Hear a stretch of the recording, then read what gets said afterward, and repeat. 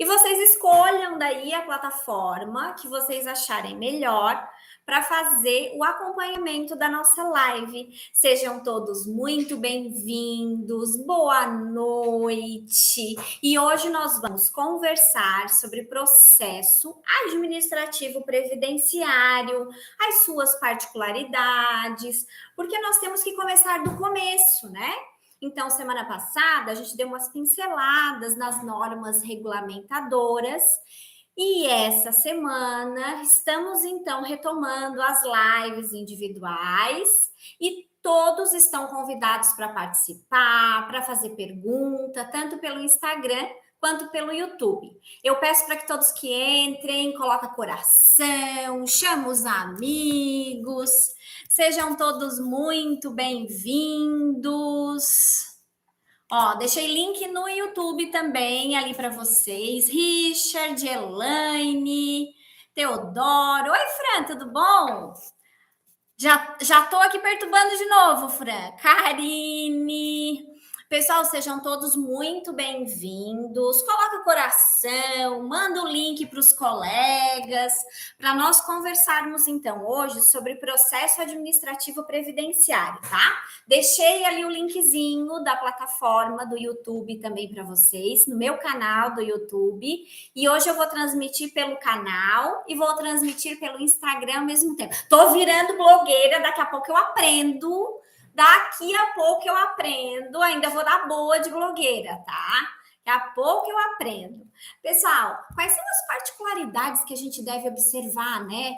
Quando o cliente vem, é tão difícil, né? Nós trazermos esse cliente para o escritório. Me contem, vocês têm dificuldade no dia a dia de trazer clientes para o escritório de vocês? No período da tarde, eu respondi uma pergunta para um aluno em relação ao benefício de prestação continuada, porque ele queria se especializar no benefício de prestação continuada, mas ao mesmo tempo ele estava tendo uma dificuldade, né, de captar. E não o termo técnico é esse mesmo, e existe, né, a captação lícita de clientes daquele determinado nicho. Vou aproveitar aqui para já dar algumas dicas para vocês com relação a essa situação de trazer esses clientes para o escritório. Porque nós temos, claro, que cada nicho, né, vai ter necessariamente as suas particularidades. A pergunta do colega da tarde foi com relação ao LOAS. Mas, na verdade, a gente pode ter, no caso aqui no escritório, a gente faz bastante benefício por incapacidade, aposentadorias normais, aposentadorias especiais, né, por tempo de contribuição. Então, como é que capta esses clientes? Primeiro, você tem que verificar o nicho que você gostaria de atingir. Tem o contato, pessoal, aquele tradicional, que é o contato presencial. Uma boa forma lícita é você marcar reuniões, visitar, então, sindicatos, entidades de forma geral. E quais seriam essas entidades, pessoal? Quando eu iniciei na minha advocacia, eu participava de todo tipo de entidade possível e imaginável. E essas entidades, com relação não só a sindicato, mas com relação à associação de moradores, com relação às normas de trânsito do município, com relação à igreja, eu sou católica, mas isso independe, vocês podem ser de qualquer igreja, tá? Mas participar da comunidade, na verdade. Então, esses encontros que facilitem o dia a dia e façam vocês serem conhecidos, porque na verdade o contato presencial é esse conhecimento. Como eu gosto muito de dar palestra, uma forma também de captação lícita, né? Respondendo daí o colega e até o tema proposto no dia de hoje, seria o quê? Dar palestras com relação a determinados temas. Só tem que ter o cuidado do quê? Não pode ficar distribuindo o cartãozinho no final da palestra, porque senão o pessoal da OAB também vai pegar no pé de vocês, né? Então tem que ter alguns cuidados, mas vocês podem socializar conhecimento à vontade. O conhecimento é de vocês. Se vocês querem compartilhar esse conhecimento com a comunidade e deixar a comunidade um pouco mais esclarecida e deixar a comunidade, né, com acesso a essa educação, o que necessariamente no dia a dia vai fazer diferença? O que vai fazer diferença no dia a dia é justamente essa comunicação entre vocês e as pessoas.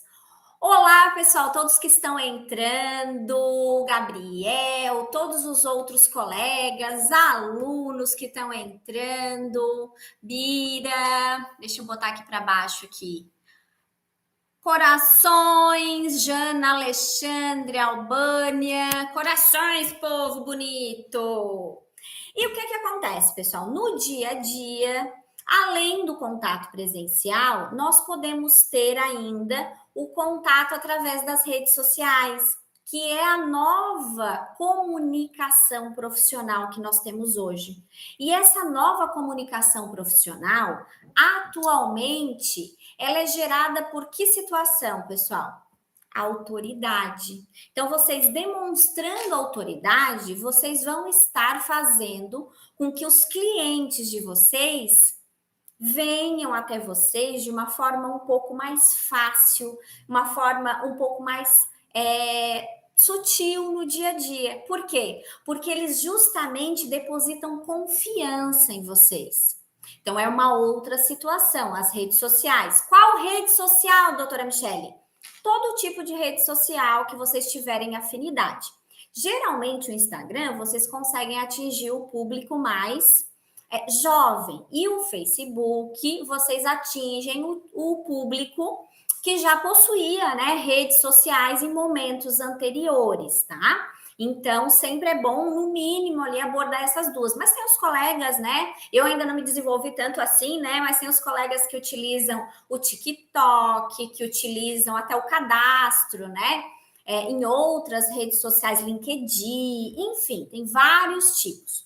Uma outra situação que também vocês podem utilizar de forma lícita para fazer essa atração de clientes para o escritório, além do presencial, além das redes sociais, vocês podem fazer as parcerias. Parcerias com colegas que não atuam no seu determinado nicho. Por exemplo, colegas lá que atuam na área civil e você atua na área previdenciária. Aí o que vai acontecer? Vocês, no dia a dia, vão fazer essa parceria. E claro que se um outro advogado que eles já têm confiança indicou essas pessoas, é óbvio que a credibilidade de vocês tende a aumentar cada vez mais. O que nós podemos verificar no dia a dia, pessoal? Que além dessa captação, depois que o cliente está ali sentadinho na sua frente, você precisa prestar um bom atendimento para esse cliente e, principalmente, você precisa apresentar poder de convencimento. Aí muitos alunos me perguntam, professora Michele, mas eu tenho que ter necessariamente conhecimento de toda a área que aquela pessoa está me questionando naquele momento para poder fazer a entrevista com o cliente? Eu dou uma alternativa para vocês, tá? Por quê? Você não precisa conhecer tão detalhadamente, claro que você tem que ter um conhecimento genérico, né, do que você está falando, porque senão você não consegue emitir nem opinião. Mas além desse conhecimento, você tem que ter o quê? Um checklist. Quem está iniciando, né, na profissão da advocacia, no nicho previdenciário, um checklist ajuda bastante. Aqui no escritório, a gente tem um para cada tipo de segmento da área previdenciária. E o que acontece com esse checklist? A gente utiliza até para não esquecer, né, de perguntar nenhuma dúvida ali do dia a dia. À medida que vocês têm a prática ali do dia a dia, vocês vão conseguir abrir um pouco mais essas perguntas. Mas até que vocês não tenham essa prática do dia a dia, essas perguntas vão auxiliar muito, tá? Então, um checklist de LOAS, por exemplo, de benefício por incapacidade, de aposentadoria por tempo de contribuição, ou pelo menos um checklist genérico, com perguntas que já vão auxiliar vocês para que depois, quando vocês sentem necessariamente para olhar essa documentação desse cliente, vocês não fiquem pensando, e agora? Faltou isso, faltou aquilo, faltou aquele outro. Então, no dia a dia, pessoal, quando eu vou conversar com essa pessoa, aí eu menciono conseguir o quê? Eu tenho que dizer lá exatamente como esse serviço foi realizado? Contem para mim se vocês acham que eu tenho que dizer essas minúcias. Eu não aconselho. Eu não aconselho vocês dizerem exatamente como vão efetuar esse serviço. Vocês sabem por quê? Porque daqui a pouco ele pega o conhecimento que vocês levaram um tempão, estudos, né, para desenvolver, vai levar para o vizinho, prontinho. Então não façam isso. A gente diz se vai ser possível ou se não vai ser possível, não como necessariamente. E isso não tem nada demais, porque isso é sua condição enquanto profissional. Isso não é um desrespeito para o cliente. E claro, né, pessoal, cuidem muito com promessas também, tá? Porque assim, se você não fez uma análise ainda, não tem as informações, não tem como ficar prometendo coisa para as pessoas, né? Porque justamente se vocês ficarem prometendo coisas para as pessoas, depois elas vão cobrar de vocês. E como vocês vão dar garantia de uma coisa que vocês desconhecem ainda? Então, tomem bastante cuidado com relação a isso, tá? Eu, particularmente, eu digo que é possível e quando é possível, tá?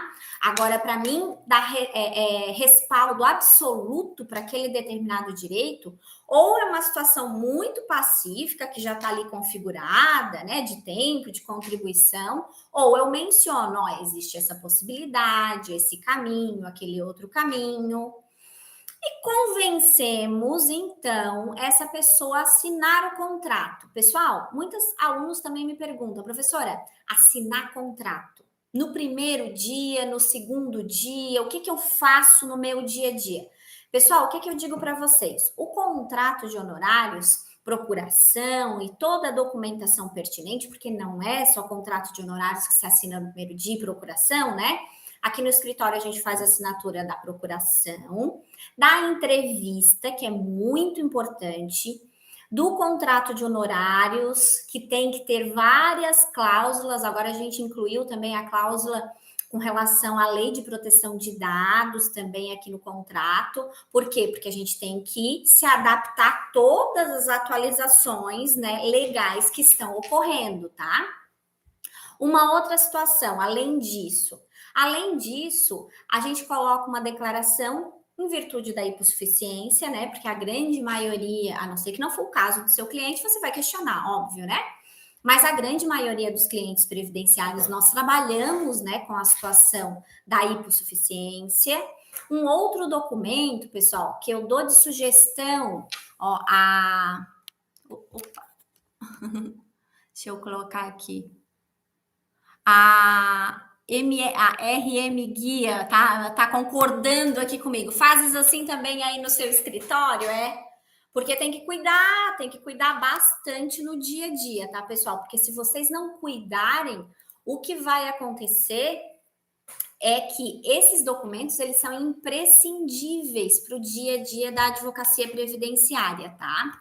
E além disso, né, além dessas situações, a gente ainda pega, além do entrevista, procuração, contrato de honorário, declaração de hipossuficiência, eu pego uma declaração de comparecimento em audiência, eu deixo a data ali em aberto para que seja colocado depois, e eu anexo depois, pessoal, o comprovantezinho do WhatsApp, como foi enviado a mensagem para a pessoa e a pessoa ficou ciente. E por que esse cuidado? Porque eu já tive problema com relação a isso, tá?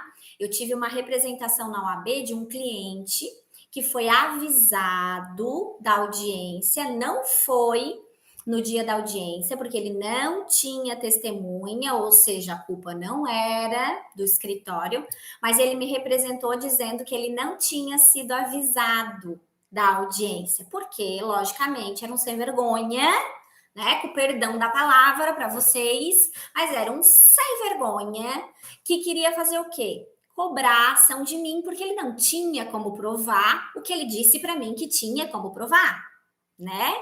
Então, tem pessoas assim, pessoal, no nosso dia a dia, mau caráter. Então, também tomem muito cuidado, ajam de forma correta, de forma verdadeira, de forma séria, mas também se protejam. Se protejam no nosso dia a dia. E uma das formas é pegar essa declaração também com relação, tá, ao comparecimento em audiência. Eu ainda pego essa declaração por causa dessa situação, esse episódio que eu passei. Fiz a defesa, deu tudo certo. Isso já faz muitos anos, na verdade. Naquela época não existia o WhatsApp, por isso que ele tentou se prevalecer dessa forma. Aí o que aconteceu? Eu tive que levar a secretária do escritório, a agenda, maior transtorno, tá? Maior transtorno.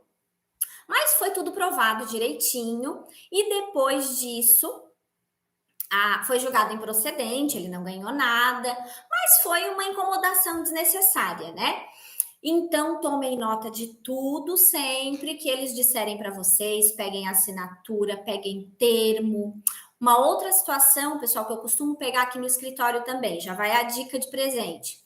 Devolução de documentos, tá? Uma que já é regra aqui no escritório, para não ter problema, eles trazem carteira de trabalho e coisa assim, né? Então, carteira de trabalho e documento pessoal não fica no escritório, nunca, sob nenhuma alegação. Então, eles sentam ali bonitinho, a gente faz, escaneia, né, a documentação e devolve para as pessoas, tá? Vocês fazem isso no escritório de vocês? Me contem.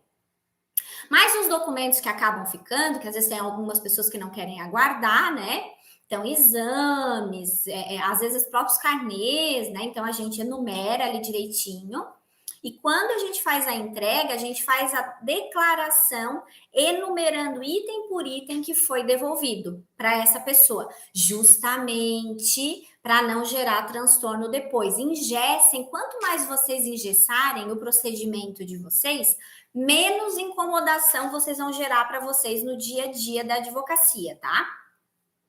Além disso, professor, assina mais alguma coisa? Assina, bonito! Assina! Eu tenho uma tabela, tá? Eu tenho uma tabela de valores por serviço, porque no direito previdenciário, né? A gente tem valor por serviço, porque tem vários serviços que daqui a pouco podem ser oferecidos. Eles assinam tomando ciência dessa tabela. Claro que depois, né, quando eu faço o diagnóstico do processo necessariamente, a gente menciona, né? E talvez numa segunda consulta a gente vai ter que mexer naquela primeira valoração que ficou posta ali, né? Mas já fica ali ciente. Além disso, um requerimento específico para se eu precisar encaminhar para o médico para pedir o laudo CIMA, no caso, por exemplo, de benefício por incapacidade. Por quê? Porque a gente precisa sempre do preenchimento dessa situação das sequelas.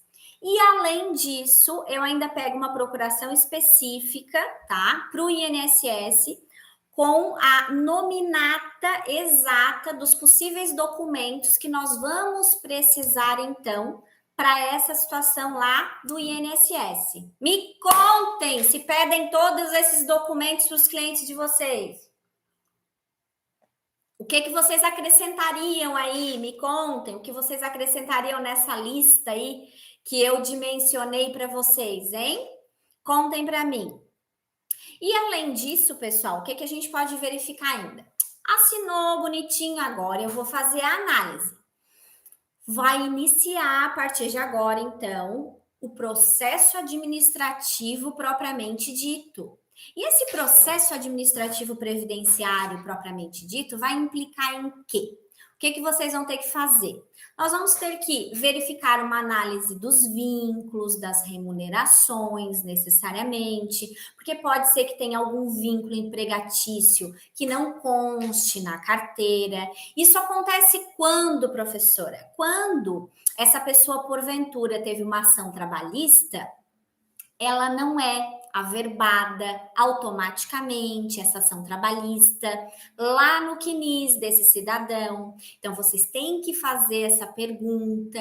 E serve só para vínculo, professor? Essa pergunta da ação trabalhista? Não, não serve só para vínculo. Além de verificar essa situação do vínculo, serve também para que a gente faça prova com relação à aposentadoria especial, a daqui a pouco pedir um PPP, né? Para que seja analisado, para verificar se está valorado, se tem contribuição, porque tudo isso a gente tem que ir lá no CNIS para conferir. A gente faz uma análise com relação a se existe algum lapso temporal, por exemplo. Eu tenho um vínculo de trabalho ali de 2010 a 2015. E daí, naquele meio ali, mesmo a carteira estando assinada, tem um período ali sem realizar contribuição.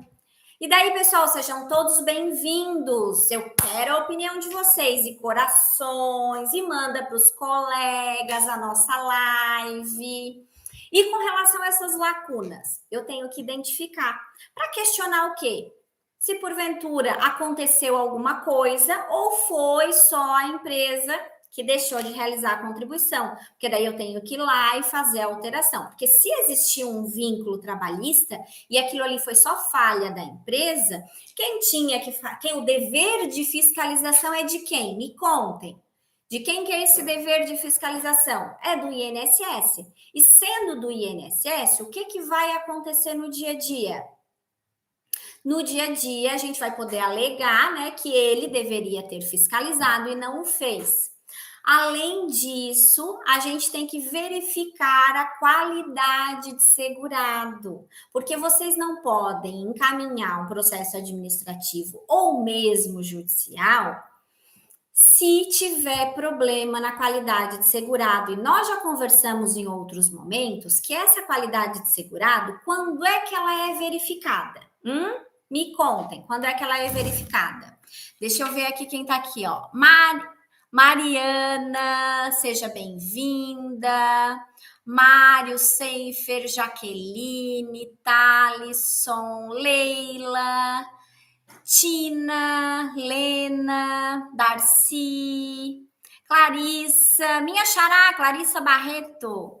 Sejam todos muito bem-vindos à live sobre o processo administrativo previdenciário e a própria captação lícita de clientes com relação a esse atendimento no INSS.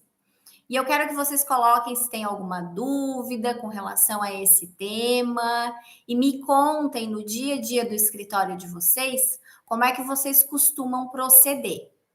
Além disso, pessoal, quais os cuidados ainda que eu tenho que ter? Me contem, quais são? O que vocês fazem aí no dia a dia da advocacia com relação a essas verificações de qualidade de segurado?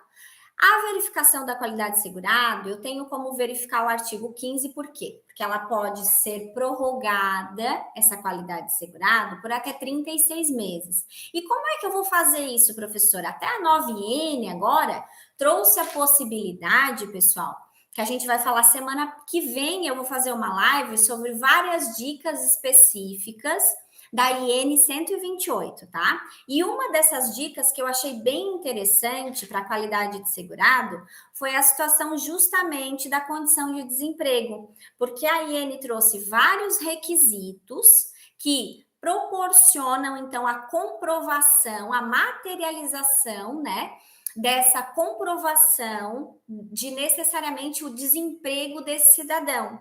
Então, ficou bem interessante para o dia a dia da advocacia previdenciária, que antes, assim, não estava, né, com parâmetros tão definidos. E se eu comprovar o desemprego, eu posso prorrogar por mais um ano. Geralmente, né, claro que eu tenho que ver o tipo de segurado, enfim, mas geralmente depois, né, de parar de contribuir, é em média ali mais 12 meses. Se tiver desempregado, eu consigo prorrogar por mais 12, e se for uma pessoa que tiver mais de 120 contribuições, já sai de 24 meses. Por isso que eu consigo prorrogar até 36 meses. Isso pode salvar o benefício do seu cliente. Tem particularidades com relação ao tipo de benefício? Tem particularidades. Mas, como aqui a gente está falando mais do processo administrativo como um todo, né? Depois a gente faz lives específicas por tipo de benefício também. A da semana que vem é sobre dicas da Iene, especificamente, tá? E além disso, o que a gente vai verificar também? Se tem tempo especial, como eu mencionei para vocês, porque daí tem que pedir o PPP, tem que analisar esse PPP de forma muito detalhada para ver se ele está com todos os parâmetros definidos. Tem que verificar se essa pessoa tem tempo rural ou se essa pessoa tem um vínculo que não foi reconhecido, que daí esse vínculo, pessoal, que não foi reconhecido, o que vai acontecer com ele? Esse vínculo que não foi reconhecido, ele vai poder, no caso, nós fazemos uma declaratória trabalhista, não necessariamente, né, pedindo verbas para a empresa, até porque a gente sabe que a reclamatória trabalhista normal teria 2 anos. E esse de vínculo, com relação a essas reconhecimentos, né, desses lapsos temporais, eu posso fazer indiferente desses 2 anos. Então, eu entro com a declaratória, comprovo esse vínculo empregatício e consigo depois, mediante, tá? Essa comprovação do vínculo, pessoal, tem que tomar bastante cuidado com relação a essas ações trabalhistas. Por quê? Tem que ter prova, início de prova material. Se for só testemunhal, a gente não vai conseguir fazer a averbação disso lá no INSS. Então, além disso, se a pessoa tem tempo rural, sempre alertando o cliente com relação a essas averbações rurais sobre o quê? Se eu fizer a averbação rural específica, tá? E depois, no cálculo da contribuição, nós não temos mais a exclusão de 20% das menores contribuições desse cidadão. Então, o que vai acontecer no dia a dia? Vai abaixar a média, necessariamente, do seu salário de benefício, juntando, no caso, né, essas contribuições rurais, tá? Por quê? Porque eles equivalem a salário mínimo. Então tem que tomar bastante cuidado com relação a isso. Oi, Silvana, Eliseu. Oi, Marcinha, tudo bom, bonita? Pedrita. Deixa eu ver aqui. Boa noite para todo mundo. Sejam muito bem-vindos. Iniciamos ainda um pouquinho a nossa live. Corações! Dei aula na terça e na quarta já com a Márcia. Estou aqui tagarelando de novo, Marcinha. E com relação, então, a essa averbação, o que vai acontecer? Como vai ser levado em consideração o 100% de julho de 94 até o dia da efetivo pedido, né, da aposentadoria? Obrigada, lindinha. Você também é maravilhosa. E o que acontece? Nós vamos, né, contar isso para o cliente que existe essa possibilidade e dar várias projeções, né? Com esse tempo rural, sem necessariamente, né, essa averbação do tempo rural. Por quê? Porque justamente vai influenciar, além de influenciar positivamente, né, no lapso temporal, mas pode influenciar, né, e na maioria das vezes é o que acontece, negativamente com relação à projeção de cálculo, tá? Então, sempre bom alertar os clientes com relação a isso, tá? Outra coisa que vocês não podem deixar de fazer, verificar se esse cliente já fez o pedido de aposentadoria em um outro momento. Porque às vezes os processos administrativos que ele já tem lá no INSS, vocês verifiquem por que foi indeferido, porque às vezes vocês conseguem aproveitar, né, documentação, conseguem aproveitar algum entendimento que foi deferido já naquele processo, né? Consegue aproveitar de forma positiva, então, né? Com relação a essa documentação.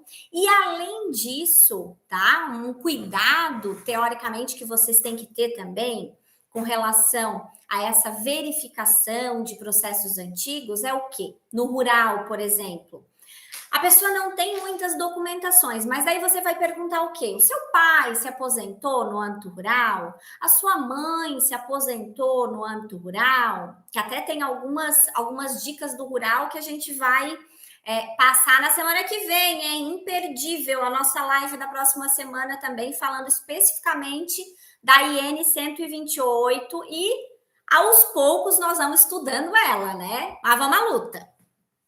Então, o que acontece? No dia a dia, nós vamos perguntar, então, se existe um processo administrativo, né?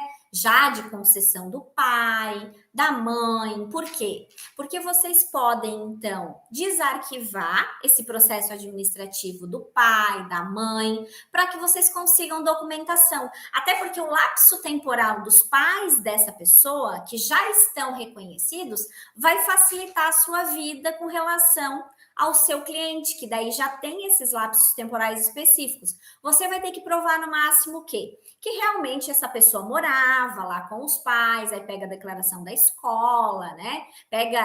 Tem uma lista necessariamente de documentos que a gente pode encaminhar com relação a essa verbação rural para essa pessoa, tá? Eu deixei para vocês, pessoal, no Telegram, algumas considerações, uma apostilinha com relação a esses requisitos de como eu faço, né, para encaminhar. Obrigada, Márcia, para encaminhar esse processo administrativo, tá? E eu coloquei lá no Telegram para vocês com todas essas listinhas direitinho. Aí eu fiz essas perguntas principais, porque a gente pode fazer muito mais, tá? Eu dei alguns exemplos aqui para vocês de um primeiro, né, atendimento de tudo que a gente pode desmembrar dessa entrevista necessariamente, né?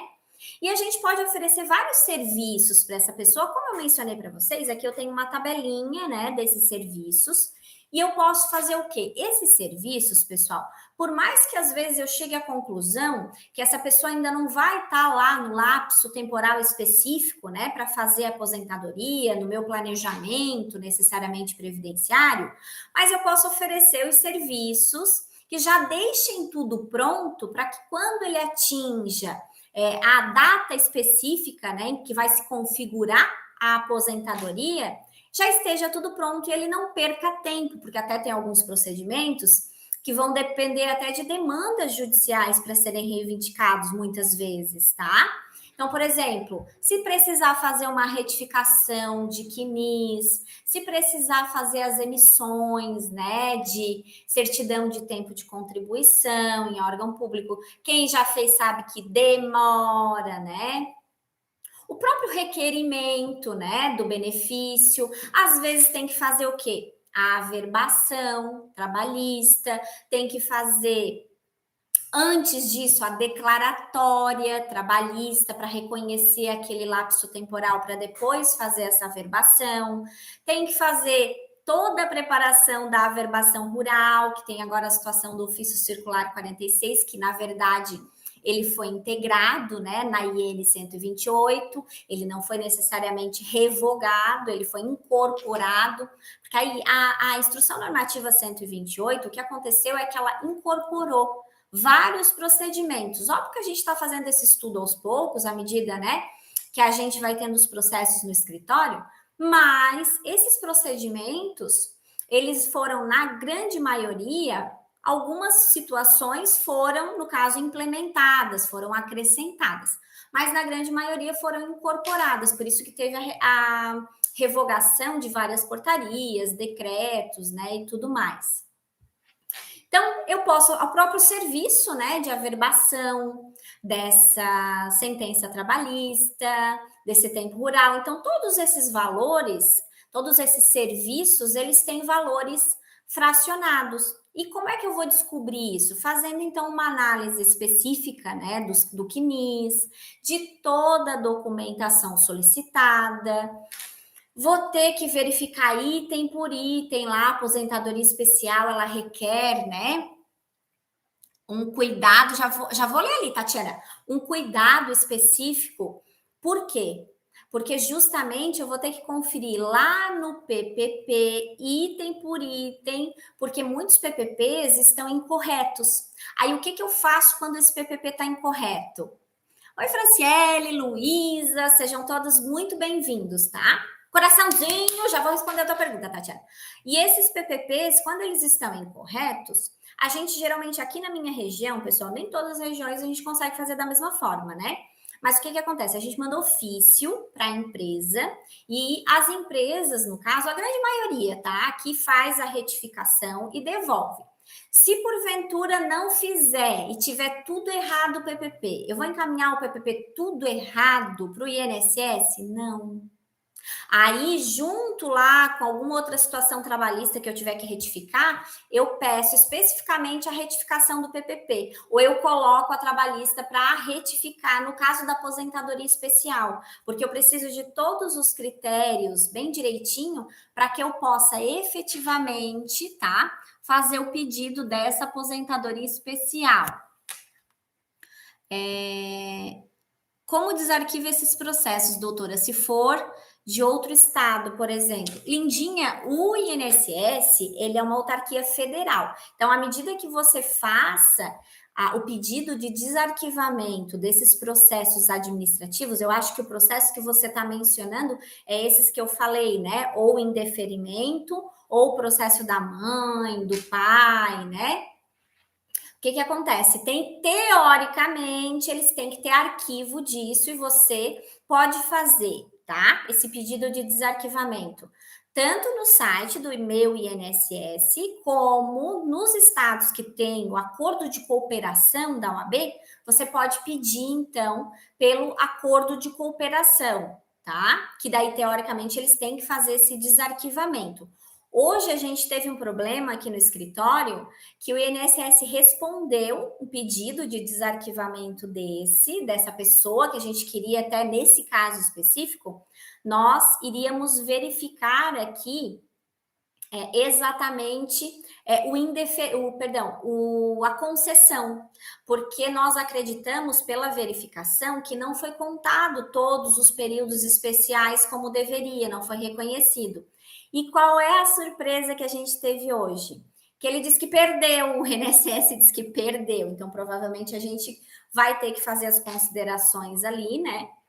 Justamente pedindo para que eles emitam os relatórios específicos, porque eles disseram que não acharam, né, necessariamente a cópia do processo administrativo, gente, se acabemos, né, todo dia é uma missão, né, esse INSS. Então, a gente vai ter que pedir as cópias específicas dos tipos, né, de análise, porque pelo menos isso eles devem ter no sistema, né, para que a gente possa, então, colher os dados e conseguir fazer essa verificação específica da aposentadoria, então, dos nossos clientes, tá? Como eu disse para vocês, a gente vai fazer essas projeções futuras, dar os vários caminhos lá para os nossos clientes e eles vão escolher dentre esses caminhos qual, né, esse caminho é o mais vantajoso. Por quê? Porque depende muito da vontade. Isso eu vou dizer para vocês que a gente tem que respeitar a vontade do cliente. Essa semana eu tive uma senhora que eu chamei aqui no escritório e disse para ela, a gente fez o planejamento, né, previdenciário, no dela vai ser possível fazer a averbação rural, tá? Então a gente fez essa projeção, fizemos o desarquivamento dos pais dela, o processo para ver a documentação se estava bem completinha, bonitinha, e estava tudo certo. Aí o que acontece? Se a gente fizer o reconhecimento ali, a averbação desse período rural, a aposentadoria dessa pessoa vai fechar agora no mês de junho, perdão, no mês de junho. E se não utilizarmos essa averbação trabalhista, a aposentadoria vai fechar, se eu não estou equivocada. Oi, Gisele, tudo bom? Marido entrando, Ana Paula, Lucas, sejam todos muito bem-vindos. Senta o dedo aí no coração, hein? E daí o que acontece? A gente vai ter uma outra projeção para 2038, se eu não estou equivocada. Aí, a diferença. Agora, em junho, a aposentadoria dela, pela nossa simulação, né? Por causa, justamente o que eu expliquei inicialmente para vocês, desse lapso temporal que entra no cálculo, que é aquele período, né, do rural, que fica como um salário mínimo e não tem mais a desconsideração dos 20% menores salários de contribuição. Então, fica integral esse 100%, né? Então, automaticamente, a média de salário desse planejamento que foi feito ficou em média ali, eu acho que não chegou a 1.300, deu 1.200 e pedrinha, assim, mas quase 2.300, mas ainda não chegou. E lá em 2038, esse valor dela, como ela tem uma contribuição posterior um pouco mais elevada, fechou em quase R$ 4.000. Mas isso é lá em 2038. Aí fica a critério do cliente escolher um caminho ou outro caminho? Claro que fica. E eu, como advogada, eu vou poder explicar. E eu, claro, respondo as perguntas. Ela perguntou: qual seria o aspecto mais vantajoso? O lapso temporal que você vai receber do INSS e não vai ter que contribuir. Então, a conta que você faz ali, para teoricamente fazer esclarecimento do cliente, né? Porque além de fazer o planejamento, você tem que adequar esse raciocínio dele, né? Então, você vai fazer o lapso temporal ali entre o primeiro e o segundo, né? Caminho que a gente apontou. E com os valores, e os valores são os recebidos, teoricamente, projeção, óbvio, né? E tem que deixar isso bem claro também. E o que necessariamente essa pessoa vai deixar de contribuir. E quando chegar lá em 2038, tem que deixar claro também o quê? Que desde 91 há uma desvinculação desse salário necessariamente de reajuste do INSS e do salário mínimo.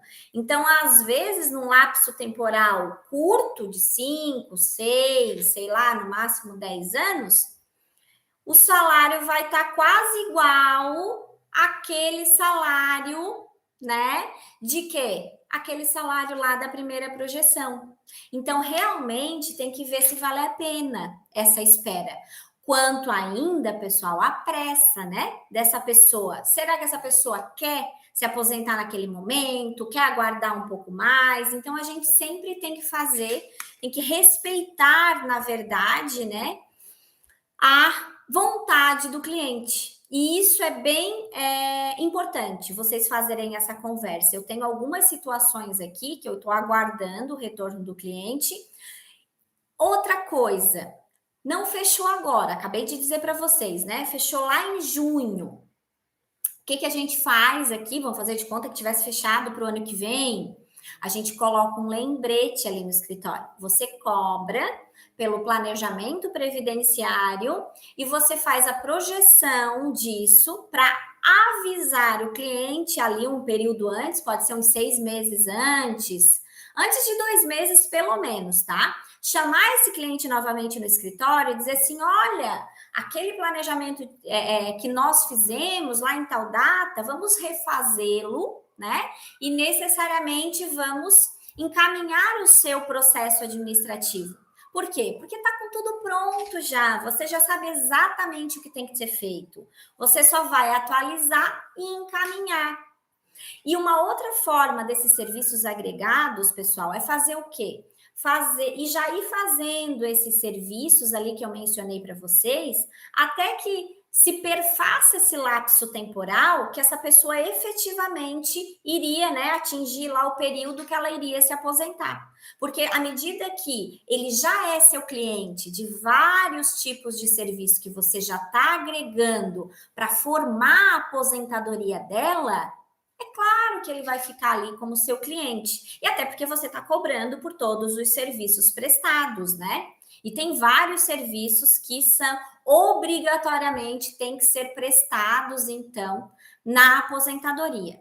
Então, bora lá, vamos fazer um geralzão aqui, ó. Vou perguntar o quê? Vou perguntar se já fez esse requerimento na via administrativa, isso para a gente alavancar, né, esse requerimento administrativo para ver se eu vou ter que desarquivar. Vou perguntar se às vezes essa pessoa teve algum tipo de processo, porque, mas daí ele não é aposentado ainda. Ou uma coisa julgada, ou já teve um benefício previdenciário, aí tem que verificar se essas contribuições foram intercaladas também, que é o requisito legal. Se teve período militar, se necessariamente, pessoal, eu tive um cliente que foi até aposentado e depois foi suspenso, né? Pelo necessariamente os critérios lá de suspensão do INSS, só que eu estou tendo que buscar isso judicialmente, esse restabelecimento do benefício, eu consegui restabelecer e eu estou fazendo a projeção da aposentadoria por tempo de contribuição dele para conseguir efetivamente porque ele está com receio, vai até diminuir um pouquinho o valor do benefício pela contribuição, do que eu deixar ele aposentado por invalidez. Mas como ele já passou por essa situação uma vez, de receber alta, ficar sem renda, né? É bem complicado, a gente sabe disso, né? Então, o que acontece? Agora ele quer que encaminhe. Aí eu encaminhei, né? Restabeleci a invalidez dele, a gente conseguiu restabelecer judicialmente. E agora nós encaminhamos, então, a aposentadoria por tempo de contribuição, justamente definindo, né, os lapsos temporais ali dos benefícios por incapacidade. Então, verificar se teve ou tem auxílio acidente, ou se teria direito, né? Um para incorporar na aposentadoria, porque a gente sabe que depois de 97, né? Não é mais recebido de forma dissociada a aposentadoria, ele vai ser incorporado. Ao mesmo tempo, né? Todas essas outras perguntas que eu havia já mencionado para vocês. E daí, ficaram com alguma dúvida? Deixa eu dar mais um oizinho aqui para minhas bonitas, Eliane, Adriana, Senilde, Eliane Caniver também. Oi, querida, tudo bom? Perita, tudo bom, querida? Deixa eu ver aqui. Luísa, Elisiane, Raquel, sejam todos muito bem-vindos. Falquete, Luzia, Ademar, sejam todos muito bem-vindos. Então tá, vamos fechar com a pergunta da Gisele aqui e convido vocês, tá? Para quê? Toda terça-feira e toda quinta-feira, pessoal, a 1 hora da tarde, a gente está fazendo de 15 a 20 minutinhos, exclusivamente de perguntas e respostas ao especialista. E o que seriam essas perguntas e respostas? Vocês podem tanto anotar, como a Gisele fez aqui agora, ou vocês podem entrar ao vivo comigo para perguntar a dúvida lá da intimação da semana de vocês, tá? Estão todos convidados. Esse nosso quadro vai ser semanalmente. Nós nominamos, né? Porque eu tenho o hábito de dizer para os meus alunos que nada de pensar dentro da caixa, fora da caixa. Nós temos que tacar fogo nessa caixa, porque essa caixa não serve para nada, tá? O que vai acontecer?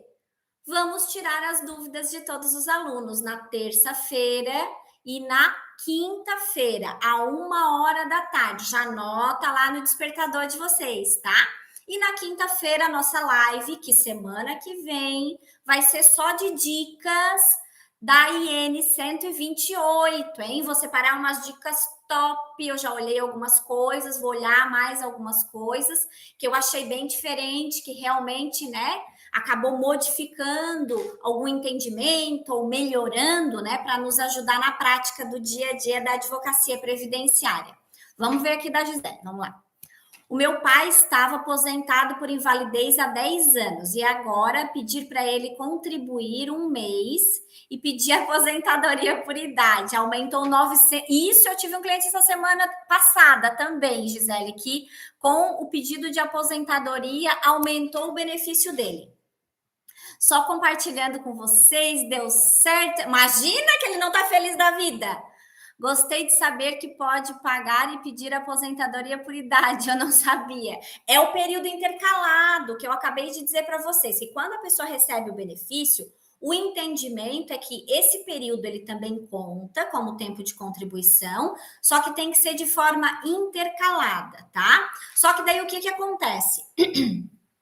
Se porventura essa pessoa continua totalmente inválida, dá para pedir a conversão também, tá? Direto, por quê? Porque ele nunca perdeu essa condição da invalidez, então pode pedir a conversão em aposentadoria por idade. Alguns contribuintes, tá? Esses valores melhoram, aí tem que fazer sempre o cálculo, né? Antecipadamente para ter certeza. Esse meu cliente que me pediu para fazer não melhora, tá? Aposentadoria por invalidez é um valor melhor do que vai sair a aposentadoria por tempo de contribuição, porque a idade ele não tem ainda para pedir. Mas esse outro cálculo que eu fiz ali de idade, por que melhorou? porque nós estamos com aquele entendimento ainda que pode passar de 100%. Deve ter sido o que aconteceu também com o pai da Gisele, porque quando a pessoa tem idade a mais, utiliza-se ali as regras e tudo mais, e daí o que acontece? Vai aquela projeção de aumentar 2%, né, a cada contribuição, a cada ano de contribuição superior, 15 anos a mulher e 20 anos o homem, pode gerar um aumento. Então, por isso que cada caso é um caso, pessoal, e não tem regra geral para mim dizer para vocês que a gente vai seguir. A gente tem realmente que fazer a verificação individual, porque em algumas situações pode beneficiar, em outras pode prejudicar. E a gente sempre tem que respeitar a opinião dos nossos clientes. Oi, Graziela, tudo bom? Ah, Fá tá aqui, lindinha. Não sei se a Ananda passou aqui também, a nossa Kiki linda. Meu vizinho é aposentado por invalidez. Qual é a ideia que pode pedir para reavaliar? Aí depende, você tem que verificar se ele tem idade ou se o período que ele é aposentado por invalidez já geraria um período de contribuição suficiente, querida. Aí você teria necessariamente que verificar os lapsos temporais, ou de idade, como eu havia mencionado no exemplo ali, né, corroborando ali com a ideia da Gisele, ou o período, tipo, esse meu cliente, ele não tem tantas contribuições e nem idade, mas ele ficou muito tempo aposentado por invalidez. Aí essa aposentadoria por invalidez gerou uma quantidade de contribuição grande. Aí, para ele, fecha o tempo da aposentadoria por tempo de contribuição, no caso do meu cliente. E se o seu cliente tem uma idade mais avançada, quem sabe a conversão na aposentadoria por idade para ele seja melhor, por causa desses 2% que a regrinha permite, de fazer o quê?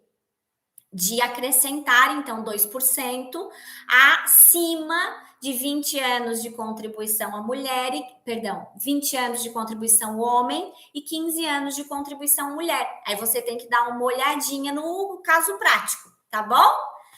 Bonitos do meu coração, já estamos fazendo aqui quase 1 hora aqui de live. Eu espero todos vocês terça-feira e quinta-feira, a 1 hora da tarde, para a gente trocar, fazer esse bate-bola de perguntas e respostas com o especialista.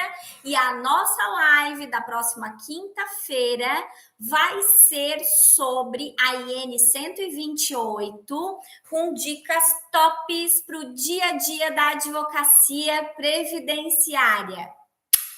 Beijo no coração, fiquem com Deus.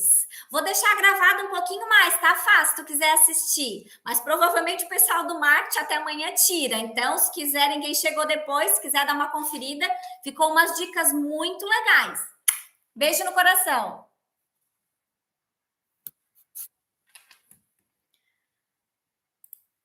Tchau, pessoal do YouTube também. Deixa eu encerrar a transmissão aqui.